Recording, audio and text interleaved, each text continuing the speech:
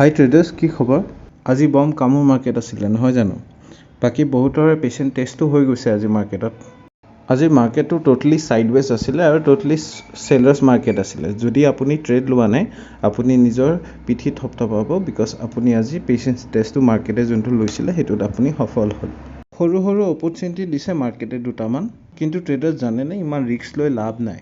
যদি আপোনালোকে এনেকুৱা মাৰ্কেটত পইচা বচাব পাৰে, তেতিয়াহে যেতিয়া মাৰ্কেট ভাল থাকিব আপোনালোকে বহুত ভাল কমাবও পাৰিব। এনেকুৱা ছাইডৱেজ মাৰ্কেটৰ সদায় মাইণ্ডছেট এইটোৱে ৰাখিব যে মই মোৰ কেপিটেলখিনি কেনেকৈ বচাব পাৰোঁ আৰু যেতিয়া মোৰ মাৰ্কেট ভাল থাকে সেইদিনাখন সেইখিনিয়ে কেপিটেল ইউজ কৰি পিনে আপোনালোকে বহুত ভাল প্ৰফিট জেনেৰেট কৰিব পাৰে।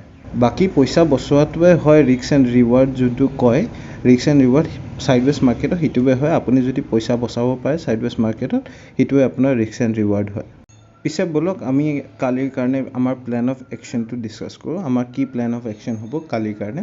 ব'লক আমি প্ৰথমতে বেংক নিফটিৰে আৰম্ভ কৰোঁ। যদি আমি 1 ডে টাইম ফ্ৰেম চাৰ্টটো চাওঁ, ক্লিয়াৰলি দেখিবলৈ পাওঁ যে মাৰ্কেটে ডেইলি টাইম ফ্ৰেমত কেইদিনমানৰ পৰা এটা নিউ হাই লগাই গৈ আছিলে। আপোনালোকক মই দেখাই দিছোঁ এইখিনি, আপোনালোকে চাব পাৰে। কিন্তু মাৰ্কেটে আজি এটা নিউ হাই লগাবলৈ সক্ষম নহ'ল। আপোনালোকে চাব পাৰে ইয়াতে আজি নিউ হাই লগাব নোৱাৰিলে মাৰ্কেটে। চ' এইটো বস্তুৱে ইণ্ডিকেট কৰে যে মাৰ্কেটত আজি বায়াৰ্ছতছে চেলাৰ্ছে বেছি ডমিনেট কৰিছে। যদি কালি মাৰ্কেটে 50 মিনিটছ টাইমত এইখিনি ব্ৰেকডাউন দি দিয়ে এইটো লেভেলৰ, তেতিয়া আপোনালোকে এটা ৰিট্ৰেচমেণ্টৰ কাৰণে ৰখি পিনে ৰিট্ৰেচমেণ্ট এটা যদি হৈ যায়, আপোনালোকে নিজৰ ছেটআপ এটা ফাইণ্ড আউট কৰি পিনে আপোনালোকে ট্ৰেড লৈ ল'ব। তাতে বহুত ভাল এটা মুভ আপোনালোকে কেপচাৰ কৰিব পাৰিব। এতিয়া যদি আমি 15 মিনিটছ টাইম ফ্ৰেমত চাওঁ, মাৰ্কেটটো আজি দিনটো গলালে ট'টেলি এই বক্সটো দেখিছে নহয়, এটা বক্স ষ্ট্ৰেটেজি আছে। আপোনালোকে যদি নাজানে কমেণ্ট কৰি দিব, মই আপোনালোকৰ কাৰণে এটা ডেডিকেটেড ভিডিঅ' বনাই দিম। এতিয়া থুলমূলকৈ কৈছোঁ, বক্সটো ড্ৰ কৰিছোঁ, যোনফালে ব্ৰেকআউট বা ব্ৰেকডাউন দিয়ে সেইফালেই ট্ৰেড লৈ লোৱা হয় বা এটা মুভো এক্সপেক্ট কৰা হয়। কি হয় কিয় হয় মই চব ভিডিঅ'ত বুজাই দিম আপোনালোকক। যদি ডেডিকেটেড ভিডিঅ' এটা লাগে আপোনালোকে প্লিজ কমেণ্ট কৰি দিব। চ' যিহেতু 1 ডে টাইম ফ্ৰেমত আমি এটা ডাউন ট্ৰেণ্ড বা চেলাৰ্ছ ডমিনেটিং মাৰ্কেট চাইক'লজি দেখিবলৈ পাইছোঁ, চ' মোৰ ভিউ তলতেই থাকিব। যদি কিবাকে মাৰ্কেটে বক্সৰ ওপৰত ব্ৰেকআউট কৰে, মই এই ট্ৰেণ্ড লাইনটোৰ টাৰ্গেট লৈ পিনে সৰু চাই এটা স্কেল্প কৰিব পাৰোঁ। বাট যদি তলত ব্ৰেকডাউন দিয়ে, মই পাৰ্চনেলি এটা ভাল মুভ, ডাঙৰ মুভ এটা এক্সপেক্ট কৰিম। বাট ফ্ৰাইডে হয়, চ' ভালকৈ ৰিস্ক লৈ কৰিব লাগিব। কাৰণ ফ্ৰাইডে লিকুইডিটি বহুত কম থাকে জানেনে? চ' মাৰ্কেটে আপোনাক বহুত বেয়াকৈ ট্ৰেপ কৰিব পাৰে। কালিৰ কাৰণে মোৰ প্লেন অফ একশ্যন এইটোৱে হ'ব যে মোৰ ফাৰ্ষ্ট টাৰ্গেট হ'ব 49,000, এটা চাইক'লজিকেল লেভেলো হয়, আৰু মোৰ ফাইনেল টাৰ্গেট হ'ব 48,385। এই লেভেলটোৱে মোৰ ফাইনেল টাৰ্গেট হ'ব। আৰু মাৰ্কেট যদি ওপৰত যায়, মই পাৰ্চনেলি একো ইণ্টাৰেষ্টেড নাথাকিম কালিলৈ। ঠিক আছে, এতিয়া আহক আমি কালিৰ কাৰণে চেনচেক্সৰ প্লেন অফ একশ্যনটো ডিছকাছ কৰোঁ। ঠিক আছে, কালি যিহেতু চেনচেক্সৰ এক্সপায়াৰিও হয় এণ্ড লাষ্ট এক্সপায়াৰ্ড চেনচেক্সত বহুত ভাল এটা মুভ দেখিবলৈ পোৱা গৈছিলে। চ' আৰু এটা ডাঙৰ মুভ এক্সপেক্ট কৰাটো আমাৰ কাৰণে বেয়া হ'ব পাৰে। চ' মই এইটোৱে ছাজেষ্ট কৰিম যে আপোনালোকে সৰু সৰু স্কেল্প অপৰচুনিটি বিচাৰিব আৰু আপোনাৰ ছেটআপ বিচাৰি পিনে সেই ছেটআপৰ ভিতৰত সৰু সৰু স্কেল্প কৰি পিনে তেনেকৈ কাম কৰিলে হৈ যাব। চাওঁ আহক এতিয়া চেনচেক্সৰ 1 ডে টাইম ফ্ৰেমত আমি কি এনালাইজ কৰিব পাৰোঁ।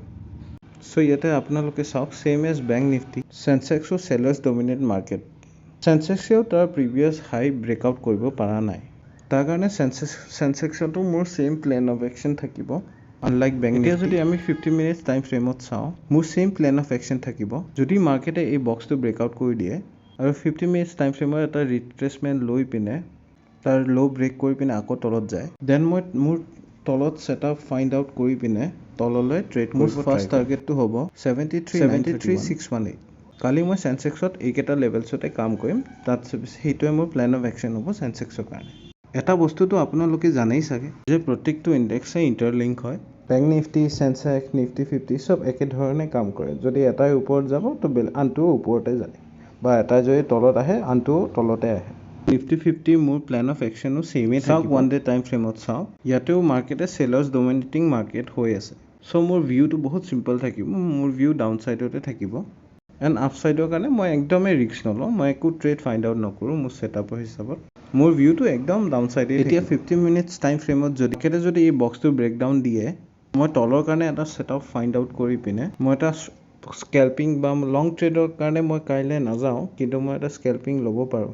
বা if long trade find out হয়, তেতিয়াও মই মোৰ ষ্টপ লছ ট্ৰেইল কৰি মই একদম ৰিস্ক ৰিৱাৰ্ড মেইনটেইন কৰি পিনে কালি ফাৰ্ষ্ট টাৰ্গেট হ'ব 22,000 যোনটো এটা সাইকোলজিকেল নাম্বাৰ হয় আপোনালোকেতো জানেই চাগে এতিয়া মোৰ ফাইনেল টাৰ্গেট হ'ব 22,242 এই দুটা লেভেলছতে কালি মই মোৰ ট্ৰেডবোৰ এক্সিকিউট কৰিম সেইখিনিয়ে মোৰ প্লেন অফ একশ্যন হয় কালিৰ কাৰণে আপোনালোকে কিন্তু কালিৰ কাৰণে বেছি ডাঙৰ ট্ৰেড বা ডাঙৰ মুভ এক্সপেক্ট নকৰিব দেই যদি আপোনালোকে কিবা ছেটআপ বিচাৰি পায় ট্ৰাই কৰিব যে সৰু সৰু স্কেল্প কৰে আৰু যদি মোৰ এনালাইচিছ ভিডিঅ'বোৰ চাই আপোনালোকে ভাল পাই আছে বা আপোনালোকৰ কিবা সহায় হৈছে আপোনাৰ প্লেন অফ একশ্যন কৰোঁতে বা নিজৰ প্লেন এক্সিকিউট কৰোঁতে দেন প্লিজ চেনেলটো লাইক শ্বেয়াৰ আৰু ছাবস্ক্ৰাইব কৰি দিব মোৰ বহুতখিনি সহায় হৈ যাব আপুনি যদি ছাবস্ক্ৰাইব কৰি দিয়ে ট্ৰেড ছেফ বি ছেফ এইখিনিতে সামৰিছোঁ